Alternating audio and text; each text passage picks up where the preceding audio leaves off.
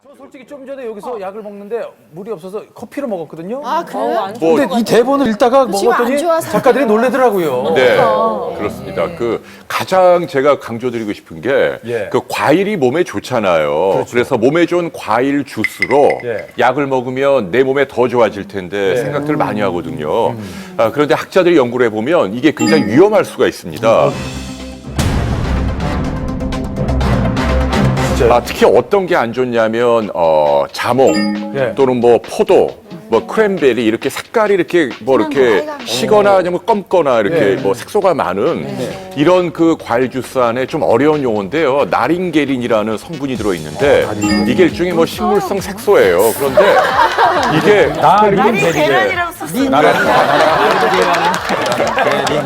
네. 근데 이제 이게 말이죠. 간에 작용을 해요. 그래서 우리가 약을 먹으면 간에서 이렇게 대사를 해야 하는데 이 과정을 중단시킨다는 얘기죠. 그러니까 결론적으로 이 약을 먹게 되잖아요. 포도 주스나 이런 과일 주스로. 그러면 과량 복용하게 되는 문제가 생기는 거예요.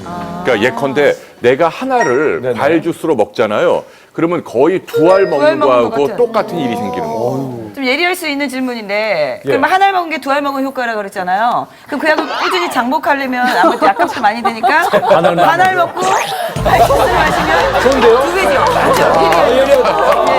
그럼 더 얘기하려면 4분의 1 정도 먹고 2잔을 먹으면 어떻게 대답하실 거예요? 어떻게 될 것 같습니까? 아니, 그건 지금 연구할 주제인데 논문감인데요. 근데 사실 잘 아시지만 약의 용량이라는 게 반알이라고 해서 2분의 1로 싸지고 이런 게 아니에요. 가장 흔한 오해가 약을 많이 먹으면 효과도 많아진다. 근데 약은 절대로 1 더하기 1은 2가 아닙니다. 오히려 부작용만 더 많이 나타나요.